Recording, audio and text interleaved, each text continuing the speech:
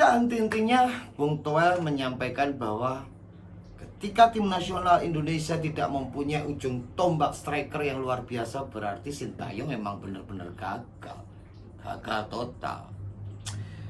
Para pemain tim nasional Indonesia sudah sampai di Arab Saudi untuk melakukan round 3. Mereka semuanya terlihat enjoy, menikmati seakan-akan mau piknik. Pertarungan sengit dua pelatih yang luar biasa. Kita tahu Roberto Mancini dan Sintayong mempunyai karakter, strategi kepelatihan yang sama. Oke.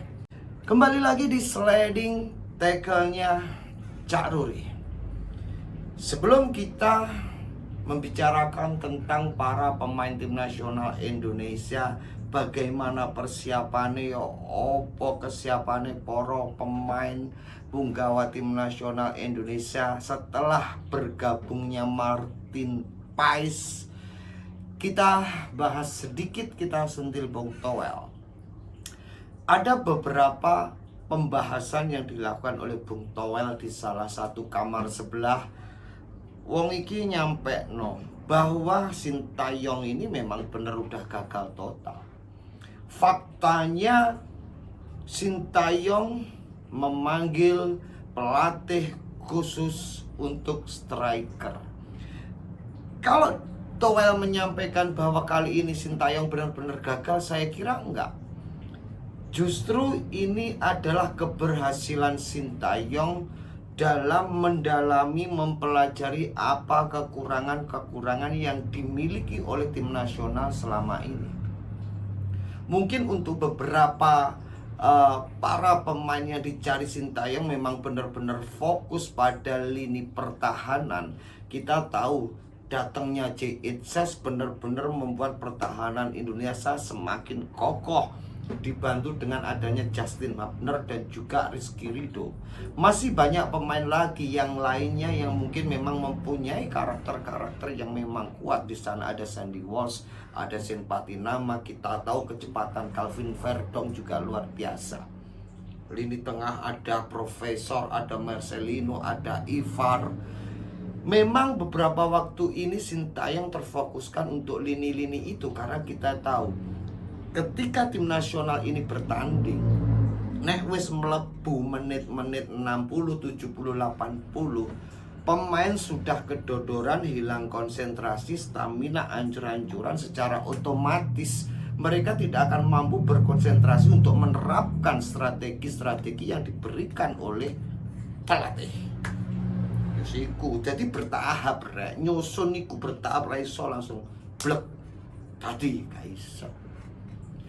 Ketika itu disampaikan oleh Bung Toel, saya kira itu persepsi yang cukup salah. Kenapa? Kalau kita berbicara sepak bola Indonesia, dari sejak saya lahir sampai umur sakmene iki belum pernah menemukan benar-benar pemain nasional Indonesia itu menjadi goal getter yang luar biasa. Belum pernah. Kalau kita berbicara sisi ASEAN, mungkin memang kita pernah melihat ada Bambang Pamungkas, ada Budi Sudarsono, ada Christian Gonzalez, Dimas Derajat yang masih belia saat ini dibandingkan yang dulu-dulu. Boas Salausa kurang kayak gimana. Tapi level kita kali ini udah berbeda, bos. Kita sudah masuk pada fase yang benar-benar ditunggu oleh pecinta sepak bola di seluruh tanah air ini. Ketika round 3 ini kita akan lolos, saya kira euforia yang sangat luar biasa akan diberikan oleh semua supporter, bahkan orang biasa pun yang nggak ngerti sepak bola bakalan seneng. Indonesia lolos Piala Dunia. Wah, itu rezeki perekonomian akan muter. Contoh bakul klambi, bakul jersey, penjual jersey pasti laris pesat. Bah iku gawe, bah iku original, pasti perekonomian ini akan sangat ditunjang dengan keberhasilan para pemain-pemain Indonesia ini jika mampu menyelesaikan pada round 3 ini dengan hasil yang luar biasa. Kalau target dari PSSI sebagai urutan 3 dan 4, saya kira saya yakin, seyakin-yakinnya Indonesia ini akan lolos sampai babak berikutnya. Ngono lho Bung Toel. Jadi bukan sebuah kegagalan kenapa Sintayong ini memanggil pelatih khusus striker untuk melatih si Hoki Caraka, Sananta, Dimas Derajat, Ragnar dan lain-lain. Ya fungsinya agar ada perkembangan, ada perubahan, benar-benar mereka ini nanti benar-benar bisa menjadi goal getter yang luar biasa. Ngono lho Rek. Pola pikir kita itu harus bersih, rawasi. Jangan selalu melihat dari titik negatifnya. Oh, nek iki nyeluk wong iki pasti dianggap sebuah kegagalan. Kalau kita melihat tim sekelas Manchester United kurang ya opo? Strikernya kurang kayak gimana? Tapi mereka juga menggunakan pelatih khusus striker ngono. Jadi memang ya si Towel ini selalu mencari sisi buruknya, nggak mengambil sisi baiknya. Jadi kalau kita itu mengkritik, seharusnya itu sebuah kritikan yang membangun, memberi motivasi. Kalau memang ini salah, kasih masukan. Kalau memang ya ngono lho Rek.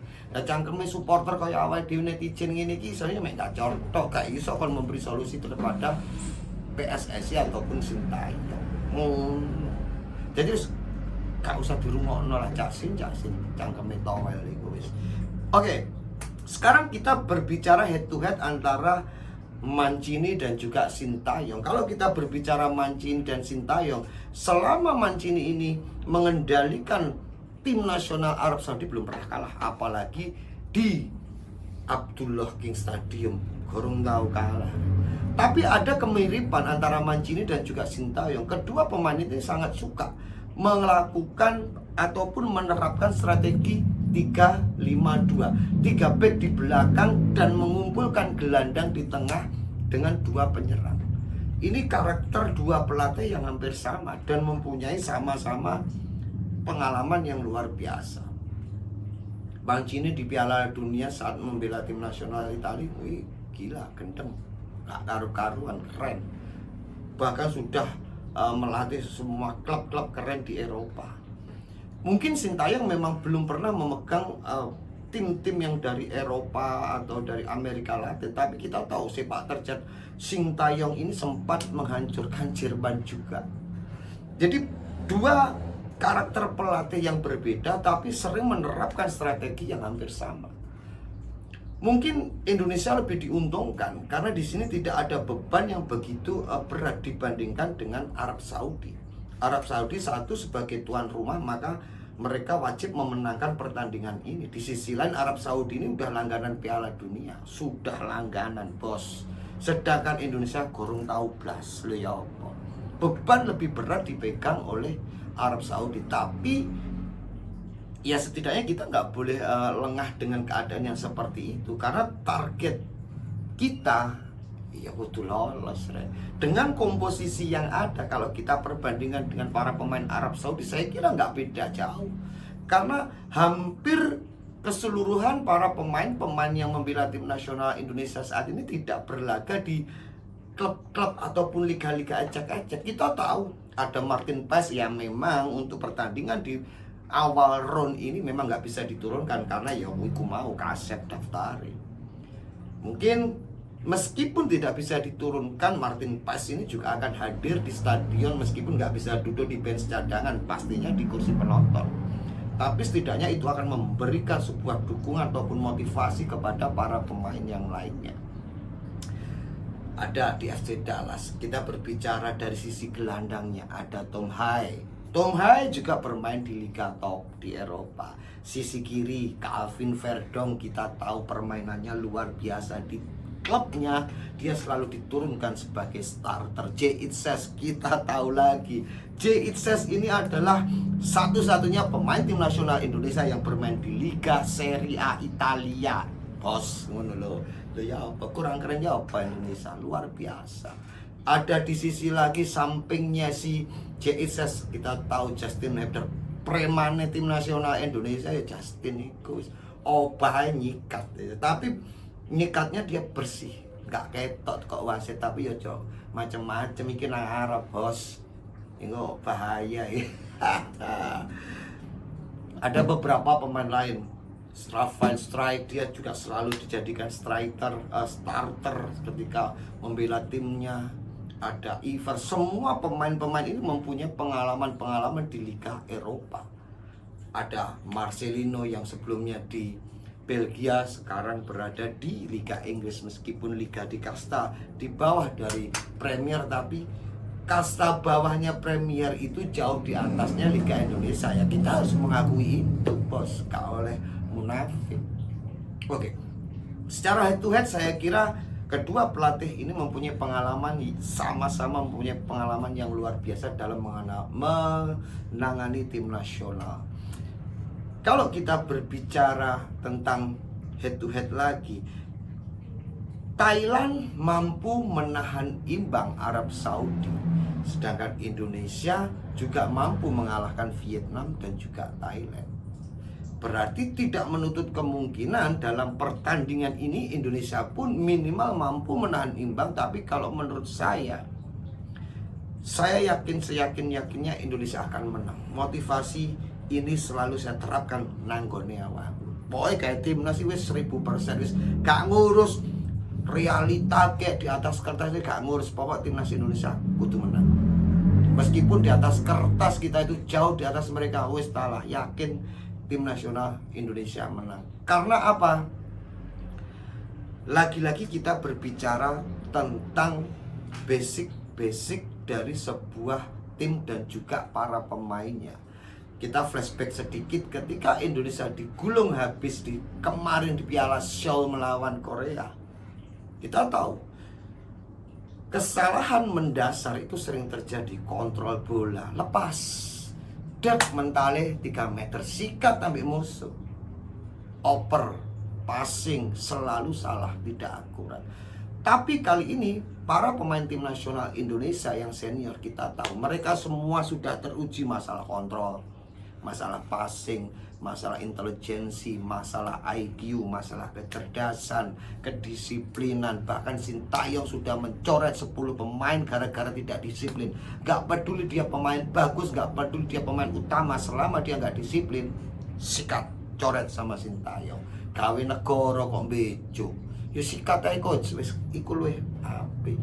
Mene-mene nek tetep ngono, wah ya wis akhirnya blowangkrak pemain. Kita tahu tempo dulu ketika tim nasional pengen main ketika TC aja, ketika belum dilatih Sintayong, malam dugem pagi latihan. Tahu kan siapa mereka? Nggak usah dibahas. Makanya tim nasional Indonesia itu gak maju-maju. Kita ingat apa yang disampaikan oleh almarhum Gus Dur ketika ada sesi wawancara. Gus Dur, kapan Indonesia akan bisa mengikuti Piala Dunia? Jawaban Gus Dur sederhana, Indonesia akan bisa dan mampu ikut dalam turnamen terbesar di dunia ini lek para pemain, official, pengurus dan lain-lain semuanya kuncinya satu, disiplin. Wah, akhirnya saya ingin cekel Sintayong, kita tahu hasilnya meskipun gak instan, tapi progres ini benar-benar menunjukkan bahwa perubahan ini selalu berawal dari akar rumputnya yang disikat, ditanduri, ditanami sesuatu yang baru. Di era Sintayong benar-benar pemotongan para pemain ini dilakukan. Awal-awal pertandingan mungkin kita nggak yakin ketika tim nasional senior diisi oleh mayoritas para pemain under 23. Faktanya apa? Membagongkan ya toh. Oke. Di sisi lain kita yakin supporter lagi-lagi saat ini Indonesia mulai dikenal oleh seluruh dunia. Salah satu supporter tim nasional terfanatik di dunia. Ngeri gak? Setiap kali tim nasional Indonesia ini bertanding, entah itu 16, 17, 18, 19, 20, 21, 23 sampai senior, selalu ada supporter militan yang hadir di stadion. Bahkan kali ini di Arab Saudi tiket udah sold out, disikat sampai supporter Indonesia. Jadi bukan hanya orang-orang yang tinggal di Arab Saudi yang sedang bekerja di sana, sedang menimba ilmu di sana, sedang liburan di sana. Tidak hanya di Arab Saudi, orang-orang dari Teluk Timur Tengah ini nanti akan berkumpul. Bahkan kabarnya sudah mencarter bus, sudah mencarter kereta api, pesawat untuk mendukung permainan para punggawa Garuda dalam melakoni laga round ketiga Piala Dunia. Salam sehat, salam waras, Indonesia juara yakin isok nyikat Arab Saudi.